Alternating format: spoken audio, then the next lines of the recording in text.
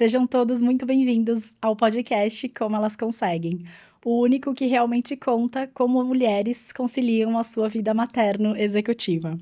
E hoje recebo no nosso podcast uma mulher que tem sido um verdadeiro pilar na transformação da liderança financeira no Brasil, Ângela Pugliese. Empreendedora, economista, diretora financeira e mentora, Ângela tem mais de 20 anos de experiência como CFO em grandes empresas multinacionais, atuando nos setores de infraestrutura, indústria, serviço e varejo. Seu olhar estratégico e sua capacidade de navegar por ambientes complexos a consolidaram como uma liderança respeitada no ecossistema corporativo. Ela é cofundadora e atual chairwoman da WCFO Brasil, uma iniciativa que fortalece a presença feminina na alta liderança financeira, e também atua como mentora e CFO de gerentes e diretoras financeiras, além de ser voluntária no Grupo Mulheres do Brasil. Ângela é sócia e CFO da Agni Solar Brasil, empresa voltada ao setor de energia renovável com foco em sustentabilidade, economia e autonomia energética, áreas que refletem seu compromisso com um futuro mais consciente e inovador. Com MBA executivo internacional pela USP, formação como Master em Programação Neurolinguística, ela também é coautora dos livros Mulheres nas Finanças e Liderança Estratégica em Tempos Disruptivos, que celebra os 30 anos do MBA da FIA USP. E além de tudo isso, ela é mãe da Juliana, de 19 anos, e do Vitor, de 31 anos. Uma mulher que inspira pela trajetória, pela visão e pelo legado. Seja muito bem-vinda, Ângela. Muito obrigada, Karen. É um prazer estar aqui com você e apoiando esse trabalho fantástico que você faz, impactando a sociedade também. Que delícia! E falando em impacto, como é que o impacto que hoje você causa na vida de todas nós mulheres começou? Uau! Nós, falando de WCFO, né, que é assim, acho que eu posso dizer que eu sempre impactei mulheres na minha vida, durante a minha vida profissional, desde o início. E a gente pode até falar desse início de Ângela, não necessariamente da WCFO. Porque eu sempre tive essa... Na verdade, eu nunca tive... Acho que muitas vezes a ignorância é um benefício, né? E eu não sabia desse tema da desigualdade de gênero na nossa sociedade. Eu não tinha... Quando eu comecei minha carreira, eu não tinha consciência disso. Embora, né, eu tivesse ido para fazer o curso de economia, éramos poucas mulheres... Eu achava que simplesmente era uma opção das mulheres aquilo, eu não entendia o contexto geral. E, inclusive, quando eu decidi fazer economia, cursar economia, eu trabalhava como secretária no escritório de advocacia. E o meu chefe, quando eu falei para ele que eu ia fazer, cursar economia, ele virou para mim e falou assim, não faz isso não, vai fazer direito. Economia é uma profissão para homens. E eu fiquei meio chocada naquele momento, eu fazia cursinho, eu já tinha uma pegada política, econômica forte naquele momento, não me interessava, eram temas que me interessavam. E eu olhei para ele, dei um sorrisinho, virei, fui embora e fiz a inscrição para o vestibular de economia. E passei, lógico, e fui cursar economia, e foi a melhor opção que eu podia ter feito naquele momento para a minha carreira. E logo comecei a trabalhar na área de finanças. A primeira empresa que eu trabalhei na área de finanças foi na tesouraria do Grupo Abril. Era uma holding. E eu entrei lá justamente num grupo de homens. E eu só entrei porque eu tinha inglês. E eles precisavam do inglês naquele momento. E nem o diretor falava inglês, imagina, uma empresa brasileira. Nem o gerente falava inglês e tal. E aí eles... me entrevistaram no inglês meio macarrônico lá e tal, e eu passei e entrei e comecei minha carreira em tesouraria na área financeira, num grande grupo, a gente funcionava como um grande banco lá, aprendi muito, muito, muito. E aí fui entendendo um pouco mais sobre isso. Em seguida, eu já vi o que eu queria, né? Falei, não é aqui que eu quero ficar. Eu quero ir para uma empresa multinacional. Sensacional. Ângela, fala para elas como é que você conseguiu acoplar o inglês na tua vida. Foi antes da faculdade de economia? Foi durante? Foi desde a infância? Foi através de escola, professor particular? Eu tenho batido muito nesse ponto, porque eu percebi já que isso também tem sido um movimento, um ingrediente importante nas carreiras executivas, né? E talvez isso seja uma pitadinha, assim, especial para elas. Eu digo que a gente precisa se inspirar muito, né? Quer seja em homens, em mulheres, em role models. Precisamos disso. A WCFO cumpre um papel importante nesse sentido. E eu me inspirei muito no meu irmão, sempre. O meu irmão, ele traçou a carreira dele e rapidamente ele sempre era um dos melhores alunos. Então, ele foi fisgado rapidamente pelo mercado e ele fazia inglês. E esse foi um diferencial para ele. E ele foi já fisgado, já viajou muito jovem e tal. E eu falava assim, eu também quero isso para mim. E fui, não falei nada para ele, né? Eu só fui e fui fazendo. Eu estudei, tive o inglês, tive a felicidade de estudar em um colégio adventista que tinha um módulo de inglês, mas era um inglês muito básico ali. Quando eu saí, eu vi, puxa, eu preciso muito. E fui correr atrás disso. Fiz IASES, fui atrás. E eu me interessava pelo tema e sempre ele esteve paralelo. Aí eu fiz inglês na USP, eu fiz na PUC, tudo que aparecia aí de cursinho, eu ia fazendo. Ia no paralelo ali. Isso é muito legal de você falar, sabe por quê? O que às vezes eu escuto, coletando informações, né, estudando esse ambiente para cada vez mais trazer conteúdo aqui para o podcast, é de que elas acreditam, por verem a gente em posições executivas hoje, e não lá atrás, quando você foi secretária, ou eu fui recepcionista, e outras executivas tantas que contaram aqui para nós também, que começaram de baixo, de que todas tiveram a oportunidade de fazer um intercâmbio, de que todas fizeram high school lá fora, e não é assim. Não. E existe a possibilidade de você conseguir aprender, sim, através dos cursos que a gente tem aqui à disposição. Sim, eu não fiz intercâmbio de graça, também. gente. Eu tinha inglês na USP, eu fiz inglês e espanhol. Na PUC eu fiz inglês, eu pagava uma mensalidade tipo assim, porque era um incentivo para os alunos dominarem o idioma. Então, existem muitas possibilidades. E o interesse, né, gente? Então, assim, o interesse é tudo. Quando eu me vi ali, naquela grande empresa, e eu vi que os principais atores ali não dominavam o idioma, eu falei assim, poxa, eu acho que não é aqui que eu quero ficar. Eu quero ir para uma multinacional, eu quero viver esse idioma. Porque, assim, para o nível de todos lá, eu já falava muito bem. Então, eu lembro eu fazendo reunião com a área jurídica, você imagina a área jurídica da holding de um grupo grande como esse, era só gente. E aí, o diretor da área, e eu lendo um contrato, a gente começou a fazer operações estruturadas no exterior e tal, e eu lendo o contrato, e eu lia, eu não concordo com isso, eu falava para ele, né? E aí ele virou para mim e falou assim, nossa, mas o seu inglês é muito bom. E eu senti assim, o meu inglês não é bom ainda, não é o que eu quero, né? E foi ali que eu fui moldando. Eu falei, eu quero sair daqui, eu quero ir para uma multinacional.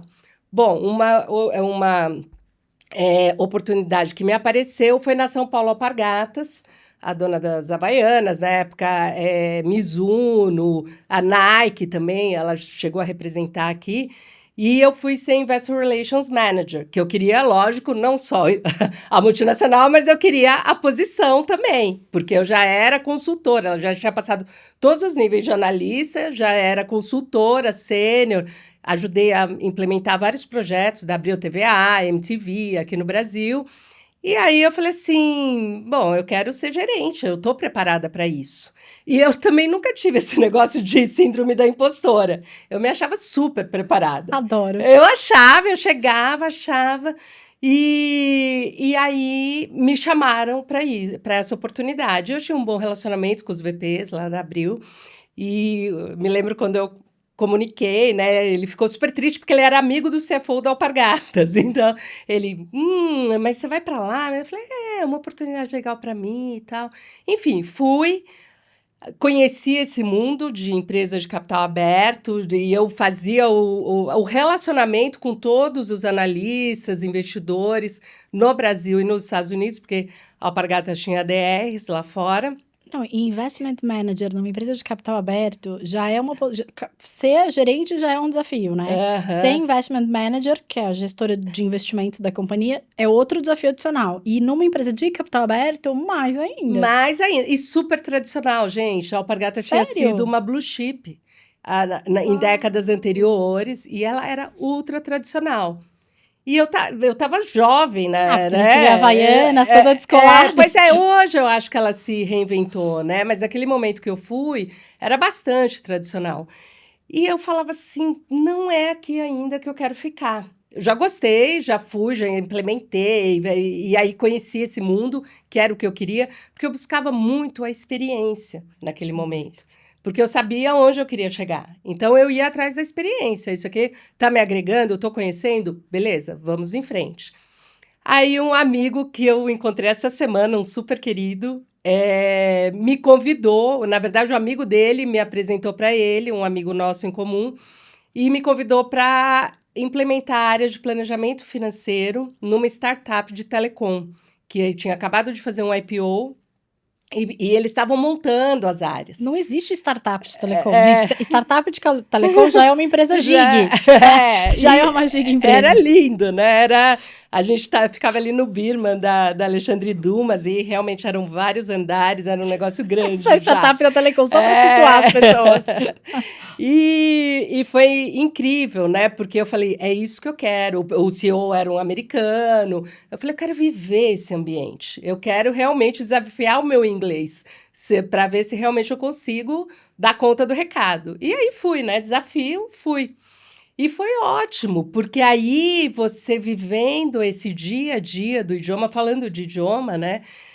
Você vivendo esse dia a dia é muito diferente de você respondendo um e-mail ou eventualmente falando. Tinha dias lá que a gente falava inglês o dia inteiro. As reuniões eram uma atrás da outra, ou quando o investidor vinha ao Brasil. Enfim, era um ambiente muito rico. Que posição você já estava hierárquica nessa startup? Eu era a gerente de planejamento financeiro, reportava para o CFO, que é esse meu grande amigo, e que depois ele virou CEO, enfim, é um amigo super inspirador. Eu falei isso essa semana no evento de conselheiros que nós estávamos. Então, o que acontece? Eu fui buscando essa lapidação do idioma, de como me comportar. Porque, a cultura é diferente. Totalmente. Não é a mesma coisa. Você não fala do mesmo jeito, você não se coloca da mesma forma.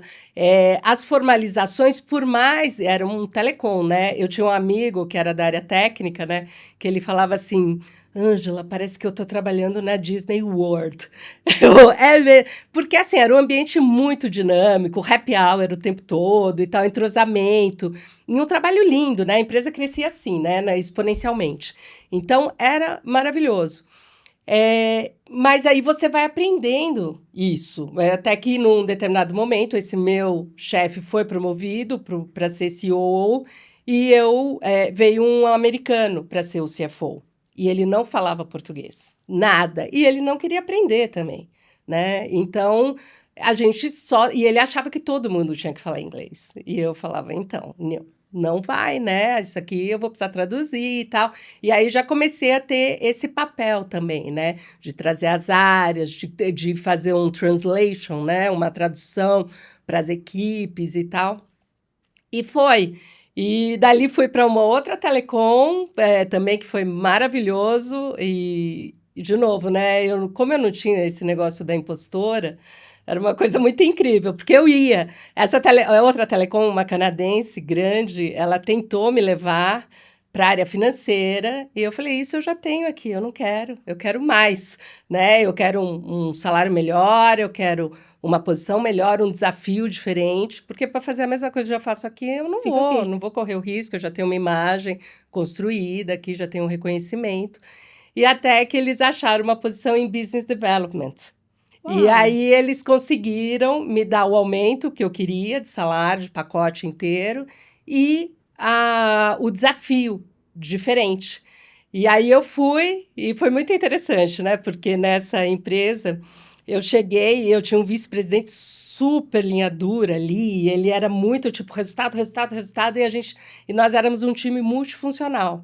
Então, eu era financeira, eu tinha colegas de wireline, wireless, data, enfim, de vários segmentos de telecom, e a gente desenvolvia os projetos para os investidores. E aí você foi para a BU, para a unidade de Para a negócio. unidade de negócios. E eu lembro que eu cheguei numa segunda-feira toda animada, né? Você começando um emprego novo e tal, toda feliz. E a menina do RH, não, olha, agora, tal hora, você tem a interação lá com o seu vice-presidente, para quem você vai reportar e tal. E eu fui toda feliz lá, sentei, ele virou para mim, ai, que bom, estamos muito felizes que você está aqui. Você já vai pegar esse projeto, assim, assim, assim. E aí a gente falou um pouquinho sobre o projeto. Ele falou, agora você desce e pega a sua passagem, porque amanhã você vai para Miami encontrar o investidor. Eu falei, né, aquele choque, né? Tá. Lógico, estou indo, Tipo, então, tô pronta, nossa, minha que mala tá até no demais. carro. Já tô pronta, tô, né, com roupa de ir, né, como a gente fala hoje. E é isso, gente, e fui. E a gente fechou, foi um dos maiores contratos, 250, tem até a plaquinha, 250 milhões de dólares aqui, e essa empresa depois foi vendida por vários milhões Ângela, no as pessoas mercado. não acreditam que a gente passou por isso, mas eu também já tive que comprar calcinha em viagem. Porque eu fui pra ficar um dia, eu achei que era uma reunião de ida e volta, e o meu chefe largou e fez assim: ó, você fica aqui até o final da semana, porque isso aqui tem que ser resolvido. E eu pensando, tô com a roupa do corpo. Aí eu. Sim. Então, assim, eu tive que ir no shopping. Acabou o expediente. Sim. Antes de eu ir pro hotel, eu fui pro shopping. No meio do dia, eu já pedi um hotel, né, pra agência de viagem, pra secretária que a gente tem que resolve essas coisas.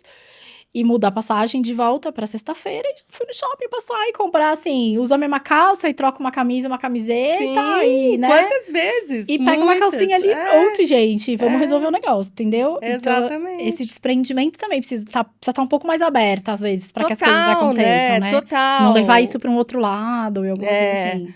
Porque assim, hoje eu vejo, depois de fazer muita mentoria, né, ser mentora de muitas profissionais e profissionais, homens também, eu vejo que muitas vezes a gente cria um monstro que não existe, gente. Só não existe. Eu sempre falo, né, nas mentorias.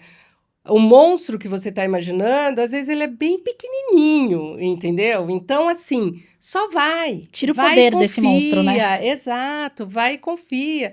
É que nem em casa, né? Às vezes minha filha tá lá, né? Agora eu moro num lugar que tem mais bichinhos, assim, né? Porque tá mais perto da natureza, né? E aí entra uma aranha, um negócio. Ela, ai, pelo amor de Deus, não sei o que. Eu falei, a aranha tá com 10 mil vezes mais medo de você do que você dela. Então, você é muito maior, não tem problema nenhum. E eu faço essa analogia, sabe? Porque imagina se eu tivesse falado assim, não, it's too much for me. Eu não vou dar conta disso, porque eu não sabia nada. Para ir amanhã. Eu não estava preparada, eu não sabia absolutamente nada. Mas eu tinha uma noção de negócio. Então, quando eu sentei com o investidor lá em Miami, eu comecei a fazer as perguntas que faziam sentido para o negócio. E eu não tinha trabalhado em telecom desse segmento de infraestrutura, que é diferente de uma telecom de conexão, Sim, né, do telefone e sim. tudo. Então, eu não conhecia muito da infraestrutura. E aí, que eu percebi? Que eu tinha os key points ali na minha cabeça e foi. A gente fez uma reunião ótima. Fizemos 2 dias de reunião, na verdade, lá.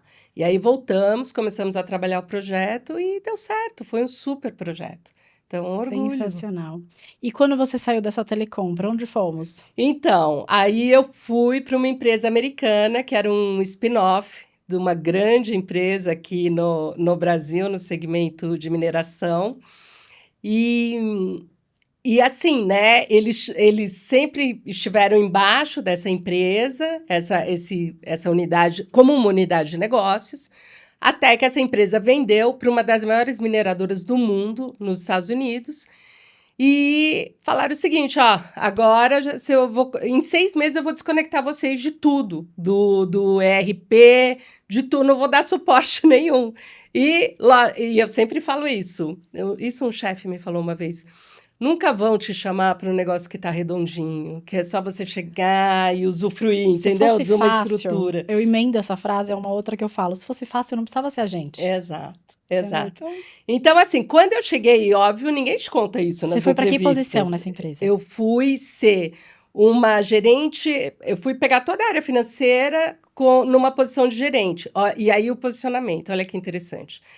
E essa empresa americana, ela tinha um outro negócio grande aqui no Brasil. E aí me contaram uma história assim, olha, você vem como gerente e você vai reportar para o CFO da outra empresa, que era uma pessoa maravilhosa.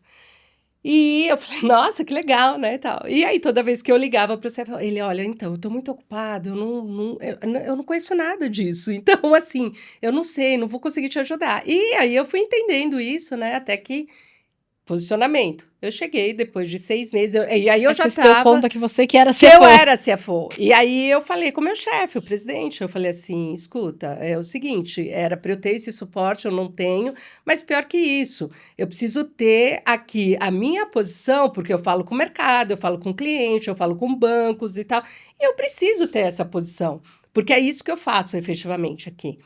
Aí ele, Arrasou. entendi, fica tranquila. E aí ele voltou para mim depois de uns 3 dias, falou, não, você é a nossa CFO e o seu ajuste de salário é esse, o novo pacote é assim, assim, assado. E aí, é isso, gente, a gente precisa falar. Muitas vezes a gente não fala também. É, A gente espera que o outro reconheça o trabalho que a gente está fazendo. exato. E às vezes não fala com medo de sentir a dor da frustração, né? E aí também precisa estar um pouco preparado, talvez, para isso. Sim, Pode ser que ele não te visse ainda nessa posição. E tá tudo sim, bem. E aí a decisão cabe a você de ou continuar ali, ou fazer alguma coisa para que ele te veja naquela posição, ou sair dali. Não tem muita exato. outra. São 3 alternativas, né? Então, assim, às vezes as pessoas se colocam com um pouco de receio, especialmente as mulheres, né? Pra não ter essa dor da frustração. Mas eu digo, Uhum. sinta essa dor mesmo. Depois é um curativo que você põe em cima e passa, né? Exato, e se você não der o passo, você nunca vai E saber. normalmente elas se surpreendem, assim como a gente foi surpreendida várias vezes ao Exato, se exato. posicionar. Mas é lógico, você faz uma leitura do ambiente. Eu estava com esse presidente o tempo todo lá. A gente viajava junto, eu fazia apresentação de budget lá fora. Ele estava sabendo o trabalho, eu estava com o cliente, então ele sabia o trabalho que eu estava fazendo. Ele não podia nem se falar, não, você não está desempenhando essa. E ele sabia que o outro CFO, que já estava num ambiente grande, desafiador, Ah, ele já tava de um tomado, negócio né, gente? tomado, ele estava num negócio totalmente diferente. Ele não ia ter condições e nem queria dar essa atenção e se comprometer. Então, assim, esse posicionamento foi fundamental. E aí eu virei CFO dessa empresa, eu fiquei 10 anos lá. E, assim, sou super, super grata por isso, porque eu aprendi muito. Indústria, né? É um bicho totalmente diferente, custo, gestão de, enfim, de todos os materiais, estoques. Então, assim, eu aprendi muito com Lean Manufacturing, vinham muitos especialistas de fora, e aí eu pude interagir de novo em inglês. Eu era a mulher que estava ali no meio do monte de homem, porque você pega uma indústria cheia de engenheiros, e aí E vai você. discutir eficiência de fábrica, né? Tipo, Exato, exato. E aí eu sou muito grata, de novo, a ter feito, cursado economia. Porque, assim, a parte de estatística minha é era super forte. afiadíssima. Então, assim, eu tinha discussão ali igual com os engenheiros. E falava, não, isso está errado, aquilo não está vindo. E mais do que isso, você conecta toda essa conversa com o resultado.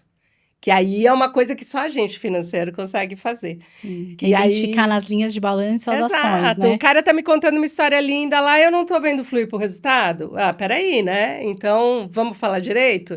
E então, assim, foi uma experiência fantástica. Eu Que sou muito demais. feliz de ter passado todos os perrengues que eu passei.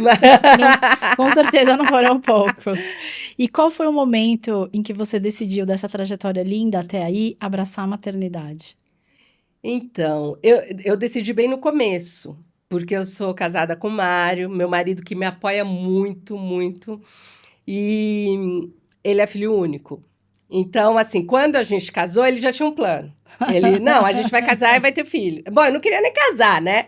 Eu namorava e falava assim, eu tô fazendo faculdade, eu tenho uma carreira pela frente e tal. Não quero... Mas ele insistia muito que ele queria casar, e aí meus pais também queriam que eu casasse e tal. E eu falei, tá bom, então vamos lá, vamos casar e acho que vai ser legal também. E foi fantástico. Aí eu consegui aguentar lá 5 anos, né? Eu casei super jovem, casei com 21 anos, e até que ele começou, não, porque eu já vi que a gente não vai ter filhos, eu sou filho único, não vai ter continuidade. Aí é um drama, né? O pai dele italiano, também não tem família aqui, então um drama, né? Aí eu falei assim, poxa, tá bom, vamos ter filho. E aí decidi, eu estava na Abril ainda, e aí engravidei, e jovem, e tive o Vitor. E foi ótimo. Eu olho para trás, putz, meu filho agora está com 31 anos, totalmente autonomia total, levando a vida dele.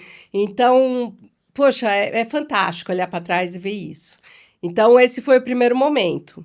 É, muitas inseguranças, muitas, porque a gente não tinha acesso a absolutamente nenhuma. Eu não tinha internet, gente, naquele momento. Vitor nasceu em 96. Então, assim, 94, na verdade. E, e aí, eu fiquei insegura, eu tenho que... Mas eu fui adiante, fui adiante. E foi ótimo, é difícil, a primeira gravidez é difícil, é desafiadora. Eu nem Trabalhando posso... ou não, tá? Trabalhando ou Sim. não, gente, a Vai ser criança tem difícil tudo, igual. né, de saúde, assim, Você não tudo. entende nada, você nunca ficou grávida, é a primeira vez. Exato, não vem o manual, né? A gente É, não sabe, a não gente vem. erra muito, erra certa, erra certa. E eu contei muito com a minha mãe. Minha mãe, super experiente, e a minha mãe foi a pessoa que sempre me impulsionou para ir para fora. Filha, vai trabalhar, vai cuidar da sua vida. Desde pequena ela falava isso para mim. Olha, vai, eu não quero ver você fazendo essas coisas de casa e tal, e vai. Então, assim, a minha mãe sempre me ajudou muito. Quando meu filho nasceu, não foi diferente. Eu e o Vitor tinha problemas, assim, de respiratórios. Então, ele pegava tudo que era resfriado, tudo que era gripe, Ó, tudo que era não Deus. sei o quê. E nessa cidade de São Paulo, que sempre foi poluída, era uma dificuldade, porque ele era recorrente. Então, quando ele estava em crise, meus pais moravam no sítio naquela época, e tudo verde e tal. Ele passava 3 dias, ele ficava maravilhoso lá no sítio. Coradinho, lindo, maravilhoso. Olha isso. E eu aqui sofrendo, né, sem o filho. Mas ele estava bem de saúde. Então a gente ia lá, buscava, trazia. E aí foi isso. Até que eu encontrei um médico dele. E aí foi, assim, é uma das pessoas mais importantes da minha vida, é o médico dele. Vou te dizer, porque é um médico, ele tem uma formação tradicional em medicina e ele é homeopata também. E o Vitor se deu muito bem com o tratamento homeopático. Vou fazer um adendo aqui. Dr. Marcelo Ayub, o pediatra das executivas dos meus filhos e de várias mentoradas minhas, quando eu vou indicando, o pediatra que tem uma visão e sabe atender uma mãe que trabalha fora é outra É outra coisa. coisa. Porque ele trata não só a doença, mas de uma forma integrativa, né? Um pediatra bem instruído, ele consegue tratar o sistema imunológico dessa criança. Total. E que normalmente a antroposofia, que é a linha do meu, ou a homeopatia, que é a linha do seu pediatra, eles tendem a ter um olhar nesse lugar de prevenção, né? Porque o outro é a medicina da cura, né? Então já é um remédio se tiver uma doença, não tem um antibiótico para prevenir alguma coisa, né? Não. Então eu acho que seria uma super dica já aqui, ó, para todas as mulheres, mães que têm bebê pequeno. Olha, tenta achar um pediatra por aí, ou homeopata, ou antroposófico, sem querer beneficiar ou excluir nenhum outro tipo de linha tradicional. Mas é porque eu acho que de verdade pode te ajudar a ter menos afastamentos ou ficar com menos dor no coração quando o teu filho ficar, né, mais doente, enfim, para ele ficar melhor. Eu também acho que isso foi um grande divisor de águas para mim, porque eu via muitas crianças e filhos de colegas minhas tendo mais problemas recorrentes do que as minhas. E eu falava, gente, deve ser o pediatra, né? Porque assim, elas estão fazendo tudo certinho, óbvio. Sim. É uma outra linha, às vezes, É uma outra linha. de ajuda. É incrível porque você cria uma relação com esse médico. Então, ele trata a sua família inteira. Ele não tratava só o Vitor, na época. Ele me tratava, eu comecei a eu vi o resultado, né? Falei, não, vou por aí também. Aí, desde então, não tomo absolutamente nenhum remédio desses alopatas. E aí conhece a criança. Conhece a a criança, família, conhece o ambiente que a exato. criança tá. São muito mais informações do que o médico do PS, Exato. que você vai levar 1h da manhã, né? Então, e aí a gente acaba sendo levado para isso, né? O modelo que a gente tem hoje de saúde nos leva para esse desespero do PS. Então, vou fazer um parênteses aqui, contar uma história, gente, que foi quando me caiu a ficha. O Vitor estava já se tratando, ele começou com uns 4 anos a se tratar com o Dr. Eduardo Goldenstein, e acho que depois, ele devia estar com 5,5, 6 anos, ele teve uma crise muito feia, e era final de semana. E eu naquela coisa, não vou ligar para o médico, né? Final de semana, não sei o quê. Levei para o PS, um PS dos melhores, especializado em infantil. Bom, chegou lá, começou, não, porque tem que tirar o líquor, tem que fazer isso. E aí 400 exames. E aí tirou o líquor e da coluna e tá, e ele deu uma mexidinha, saiu, não serviu, tinha que tirar de novo. Aí me bateu um desespero. Eu falei assim, poxa, eu vou ligar para o doutor Eduardo. Aí liguei para ele e contei o que estava acontecendo. Ele falou assim, eu estou numa festa, eu estava aqui, ó, perto de Gianópolis. Eu estou numa festa no Morumbi e eu estou saindo daqui agora, estou indo para aí. E ele largou a festa dele e foi para o hospital. Quando chegou no hospital, que ele viu o que tinham feito com o Vitor, ele falou assim, eu quero tirar esse menino daqui agora. Não, mas o senhor vai ter que se responsabilizar. E não sei. Ele, sim, aonde eu assino? E ele foi lá, assinou toda a documentação, aí virou para mim e falou assim, você nunca mais me faça isso. Não é para trazer esse menino para o pronto-socorro. Eu cuido dele. Esse menino não precisava estar aqui e passar por tudo isso que ele passou. Agora ele vai tomar isso, ele deu a receita lá, e vocês vão para casa e você vai me ligar de 6 em 6 horas para me contar como que ele está indo. Conclusão, gente, nunca mais eu fui para pronto-socorro, que é um desespero. Você passa a noite lá, no dia seguinte você tem que trabalhar e não sei o quê. Nunca mais. E aí ele virava e falava assim, eu conheço esse menino. É isso. Então, assim, esse conhecer... E aí, daí foi só alegria, né? Porque depois, teve uma época que eu tinha 2 funcionárias, né? Tinha a babá, e era a babá que ia para consulta. Gente, sem dramas, ok? Várias vezes, ou eu já encontrei com as babás das minhas filhas na consulta, ou elas já foram sozinhas também. Exato. E eu aviso, ou o pediatra também já me atendeu por por conference call, mas imagina se eu faço uma reunião gigante com a China, por que eu não posso fazer com o pediatra de vez em quando? Gente, e às vezes a gente tá viajando. E às vezes a gente tá, exatamente, quando eu tava viajando, então eu falo que isso faz parte do combo de uma carreira executiva.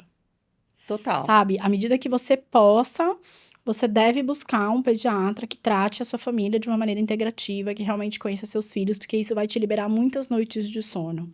Ó, doutor Marcelo Ayub, doutor, né? Doutor Eduardo Eduardo também, vocês são apoiadores das carreiras femininas executivas, hein? Olha isso. Verdade. E dentre todos esses desafios, em que momento você escolheu abraçar pela segunda vez a maternidade? 11 anos depois. Ai, que delícia! 11 anos depois. Por quê? Pelo Mário. Here we go, né? Vamos começar daqui. Here we go again, né? Então, 2 filhos únicos. Porque o Mário ficava, eu sou filho único, o Vitor vai ser filho único, e é muito difícil, e não sei o quê. E realmente eu tenho que concordar, ele passou muitos desafios com a saúde dos pais.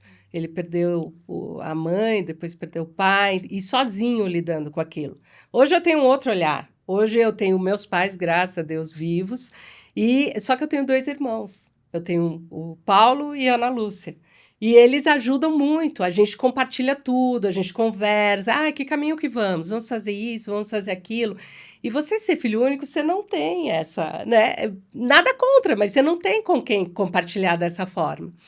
Então, eu falei, aí virei para ele e falei assim, num determinado momento, eu estava na empresa, estava estável lá, falei, ó, é agora, você quer mesmo? A gente vai. Ai, que delícia. E aí, o primeiro mês que a gente tentou lá... Ele nem pensou 2 vezes. Não, nem pensou, ele só tinha um sorriso enorme no rosto, vamos.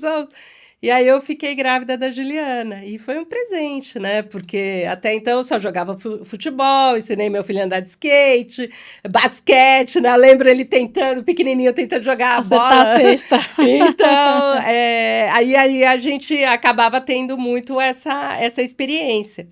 E a Juliana despertou esse meu lado feminino de novo, né? Então, foi um divisor de águas importante. Ela é luz na nossa vida, de todos nós. Que delícia.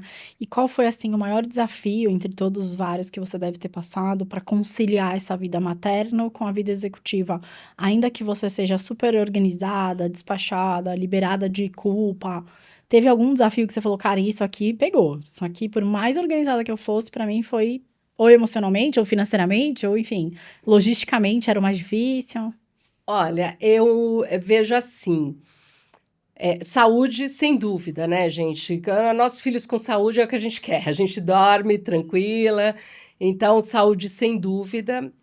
Os estudos. Então, o Vitor sempre foi um garoto super social. Então, ele gostava. O negócio dele é relacionamento até hoje, está na área comercial. Então, mas ele me deu trabalho na escola. Ah, meu E Deus. aí, eu hoje olho para trás. Por quê? Porque tem todos esses modismos também, né, da educação. E tanto é que num determinado momento ele estava num colégio bom e eu falei, vou colocar ele no top, super top, entre os 3 primeiros lá na lista do Enem. E aí foi Ladeira nadar abaixo. com os burros na água, né? Foi muito difícil. E eu sempre com essa régua alta, porque os nossos pais nos trataram assim, a gente replica muito, né, o que os pais fazem. E não entendia, né, esse outro talento que o Vitor tinha. Então era muito dura ali. Hoje eu olho para trás e falo, nossa, teria feito muito diferente. Então, esse tema da educação. Tanto é que com a Ju já foi diferente. Ela sempre foi uma boa aluna, mas eu sempre, não, filha, você tem que estar feliz. Você tem que estar feliz. E por mais que o doutor Eduardo me desse uns toques super importantes, ele, Ângela, esse menino não tem nada, porque você vê um monte de especialista falar um monte de coisa, ele tem isso, tem aquilo, déficit de atenção, não sei o quê. O doutor Eduardo, que o conhecia muito bem, virava e falava assim, esse menino não tem nada, ele é maravilhoso, esse menino. Entendeu? E eu coloquei ele em todas as psicopedagogas, todos os esquemas. Ah, E, não sei o porquê ele não tira 10. não, e aí, e ele era tão bonzinho que ele não contava. Mas assim, teve uma profissional que ele sofreu com ela. Ela, tipo, você não vai ser nada, você não sei, umas coisas loucas, né? Você paga uma bala para profissional abalar a Autoestima autoestima até, do seu né? filho, né? Então, assim, olho para trás e falo, jamais faria isso, né? Jamais. Então, acho que a gente tem que ter, gente, muito cuidado com esses modismos, com esses títulos que colocam, né? Carimbam lá, seu filho é isso, seu filho é aquilo, seu filho. E, de novo, esse profissional da saúde que está te acompanhando há décadas, ele tem condições totais de nos ajudar a identificar se tem um déficit de alguma coisa ou não, qual é o melhor caminho, né? E eu vejo assim, o caminho, e hoje vendo muitas crianças, eu sempre falo, e esse meu médico sempre falava, o importante é ele estar feliz. Então, é estar feliz, gente, com o nível de depressão que existe hoje, com, enfim, outras complicações. Saúde mental é em Saúde primeiro lugar, né?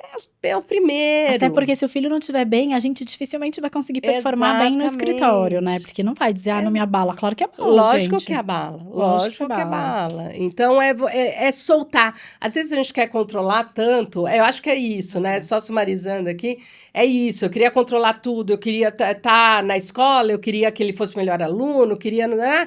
E aí você vê que você não tem controle de nada, né? E se seu filho está bem, se ele está feliz, com um sorriso no rosto, interagindo com você, pô, isso já é 10. Isso é Super. maravilhoso.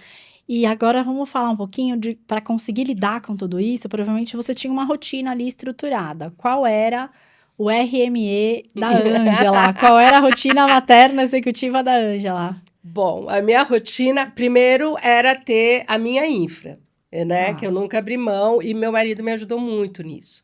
Porque nesse momento da nossa carreira, quando eles estavam pequenos ainda, a gente viajava muito. Eu viajava muito porque a fábrica era em outro estado, às vezes eu tinha que ir para fora para fazer apresentações, enfim. E ele viajava muito porque ele era da área comercial e viajava o Brasil inteiro.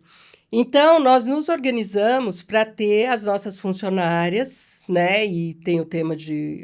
Às vezes, você está lá, como você falou, você está com a passagem comprada, o meu voo sai 6 horas da tarde e você não consegue sair. E você tem que dormir, e não sei o quê. Então, você tem alguém que você fale assim, olha, essa noite você vai precisar dormir, aí tudo bem e tal, e a pessoa fica com um sorriso no rosto, porque ficar com raiva também não é legal para os nossos filhos. Claro. Então, assim, essa infra era fundamental. Então, eu sempre saía de casa, tinha alguém em casa para cuidar das crianças. Eu ia tranquilíssima. E então isso é uma coisa, o meu marido me ajudou muito, então a gente batia agendas. Ó, dia tal e tal, tô viajando. Ele, então tá, então vou marcar a minha viagem para outro dia para eu estar aqui. Ai, gente, Então, ontem o Sérgio quase. Ele fez assim: qual que é a tua agenda essa semana? Só que a gente foi bater essa agenda ontem. Normalmente a gente bate no meio da semana anterior. Aí eu fiz assim: segunda você precisa levar, porque eu tenho gravação de podcast, estou aqui. E aí eu preciso estar em São Paulo bem mais cedo. Então ele ia levar pra escola. Ele, obrigada por me avisar antes, né? Então assim, a gente também bate agenda, porque para sim, conseguir conciliar isso, fundamental. né? Aham. E quem dorme aonde, quem vai estar em viagem, quem não vai estar. Mas normalmente a gente faz isso na metade. E aí fica uma dica: na metade da semana anterior, porque aí se tiver que reagendar alguma coisa, todo mundo tem tempo ali entre quinta e sexta de correr atrás de um outro movimento. Uma outra dica é deixar dias fixos. Então Boa. eu falava assim, olha, segunda, terça e quarta, segunda eu tô em Minas Gerais, terça eu tô e quarta no Espírito Santo, e não sei o quê. Então ele já sabia que a dele mais fácil seria quinta ou sexta. Obviamente ele podia ter um cliente que falasse, não, quero você aqui terça. Acontece. Aí a gente ia ver o que fazia, entendeu? Sim. Mas aí você grava.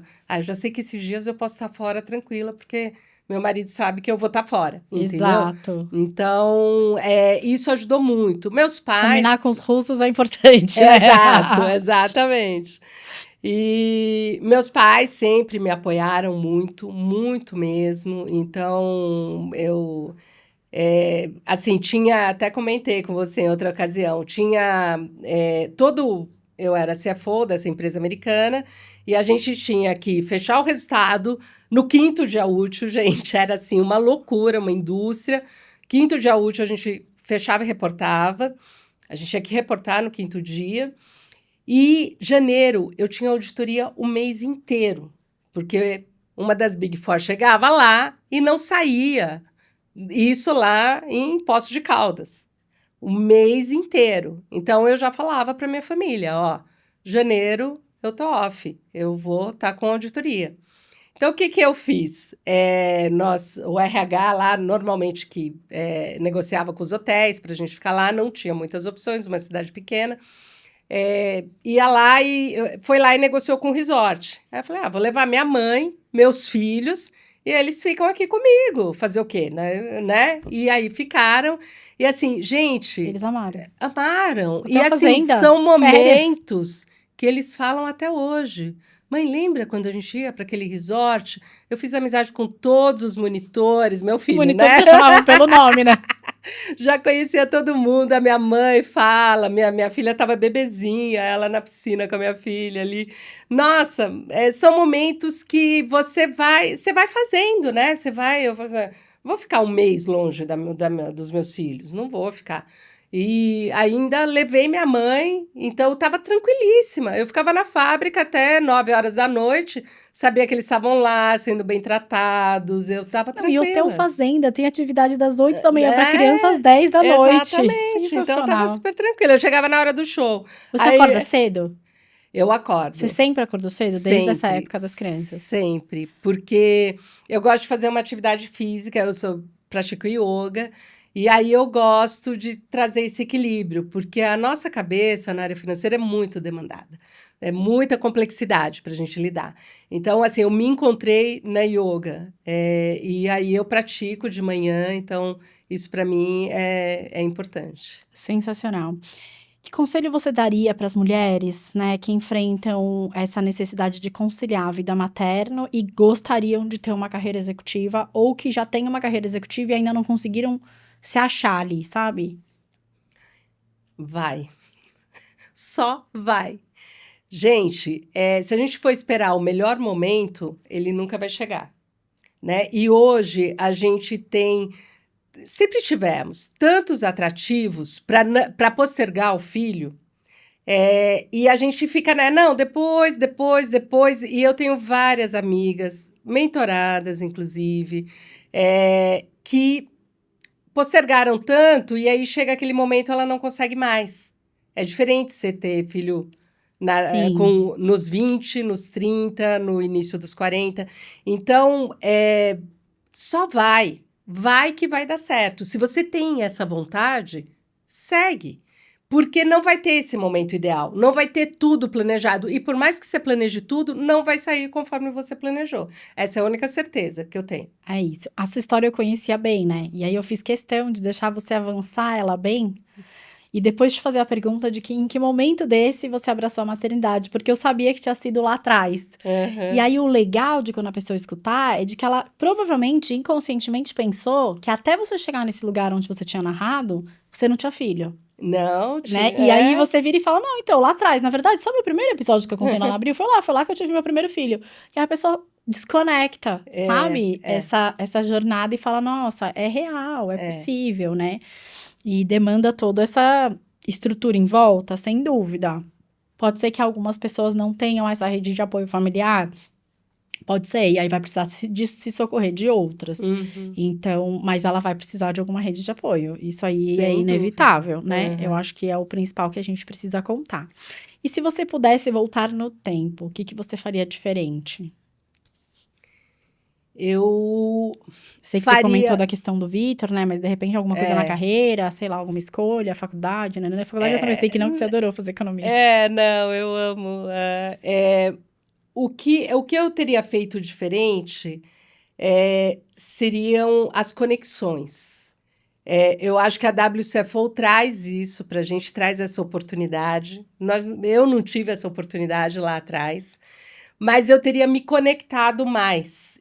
Sempre fui aquela que mergulha no trabalho, mergulha na família, nos filhos, e eu não me dava o direito de ter esse tempo. E eu vejo muitas mulheres replicando esse comportamento hoje em dia. Então, ela vai buscar alguma coisa quando ela está numa situação complicada, quando ela foi mandada embora, quando ela está numa situação de desespero. Então, o que eu faria? Eu teria me conectado mais, teria buscado mais grupos de mulheres, que foi uma coisa que eu comecei a fazer já tardiamente. E não precisa, gente. É importante a gente estar conectada.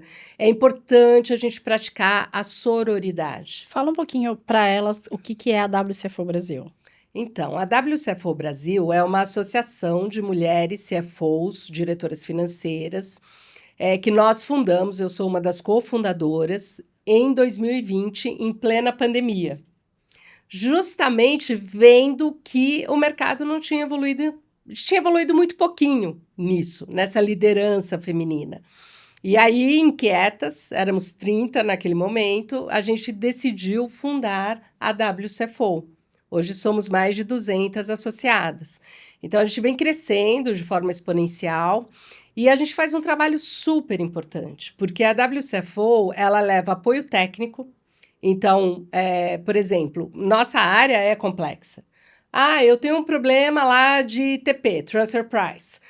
Joga no grupo, várias vão dar dicas, ó, faz isso, busca aquilo lá, tem esse fornecedor, tem essa legislação.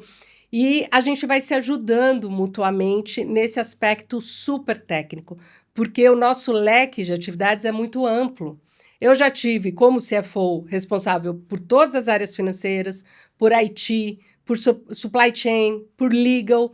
Então, assim, é muita coisa no nosso chapéu. Então, Exato. é, Difícil você saber cobrir tudo, né? então ter Tecnicamente. um grupo de apoio como esse, que não vai te julgar, não vai falar assim, nossa, mas a Ângela não sabe sobre isso. Não, joga lá e simplesmente vai vir um monte de apoio ali. Então, é muito legal, é muito rico isso. Um outro tema é o apoio emocional. A gente faz conexões. Karen já esteve na minha casa recentemente. A gente faz conexões que vão além do trabalho, além da associação, e que faz muito bem para a nossa saúde mental, Super. para a nossa saúde emocional. Então, quando a gente se junta, é uma festa, né, É uma Karen? É festa. uma festa. Um dos temas muito importantes no Soul to Buy esse ano que eu trouxe, né, para o nosso evento de Dia Internacional das Mulheres do WCFO foi a saúde social, Sim, que ela está sendo equiparada e sendo fator decisivo para a saúde mental, sim, então para a saúde física. sim. Você contar com essa rede de apoio não só para sua casa e para os seus filhos, poxa, para você também, né? É uma delícia e é muito Exato. importante. E eu acho que até como profissional, como executiva e como fonte de empoderamento, faz toda a diferença na sua carreira e você estar dentro de um grupo de suporte. Totalmente. Parabéns, esse trabalho Totalmente. realmente eu falo sempre para você que foi um legado para É. toda uma sociedade. É incrível e eu sou muito grata a ele. E alguma ferramenta, algum livro, algum hábito que você queira deixar assim registrado para elas e dizer, olha, gente, isso aqui fez muita diferença na minha carreira. Mentoria, terapia, esporte, não sei. Olha, eu sou muito fã daquele livro O Poder do Agora, do Eckhart Tolle.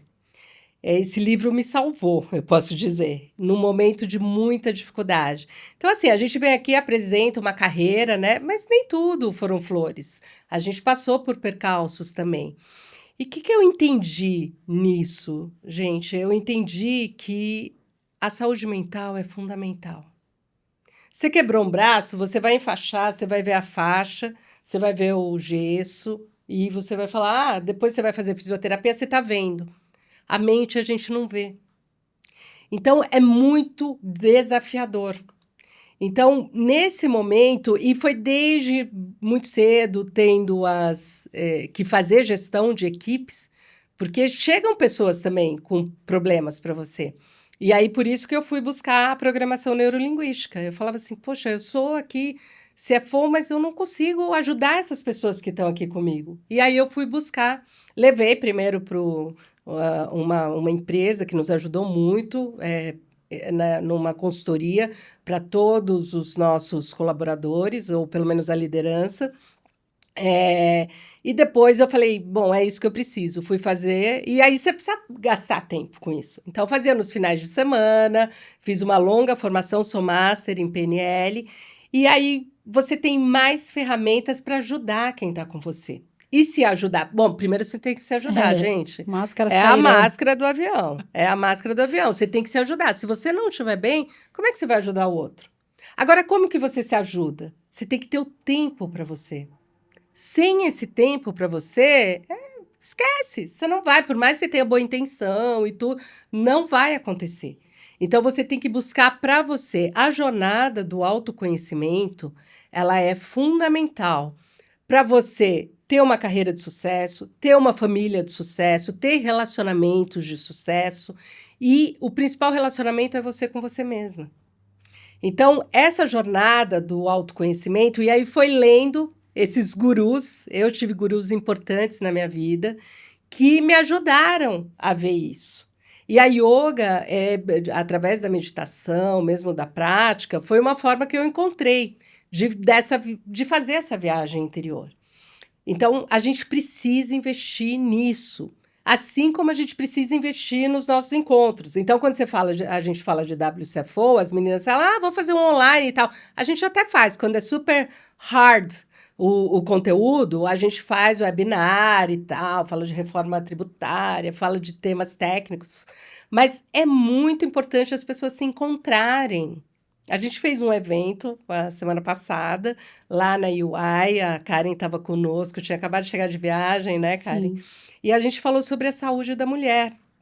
E levamos a deputada Andrea Werner para falar sobre autismo, que é uma área que nós estamos apoiando também, porque nos foi pedido isso. E o que acontece? Quando quando o painel acabou, é uma energia fantástica aquela mulherada se encontrando, tirando foto, falando o que está fazendo, como está fazendo, fala de viagem, fala de trabalho, fala de filhos e tal. Então, é isso, essa conexão é muito importante. O get together, sabe? Estar juntos. Então, a gente não pode abrir mão disso. É mais fácil ficar em casa? E voltar para casa, cuidar dos filhos. Poxa, eu vou para lá, não sei onde eu vou estacionar o carro, não sei o trânsito que eu vou pegar, não sei o que. É isso, mas tem que ir. entendeu? Então, assim, eu falo pra mulherada, só vem, e vai ser maravilhoso. E aí todo mundo vira Nunca ninguém se ainda arrepende. bem que você insistiu, É. Ângela, porque realmente foi maravilhoso e tal. É verdade, é verdade. E caminhando agora para o final da nossa conversa, se você pudesse descrever a sua carreira em uma palavra, seria?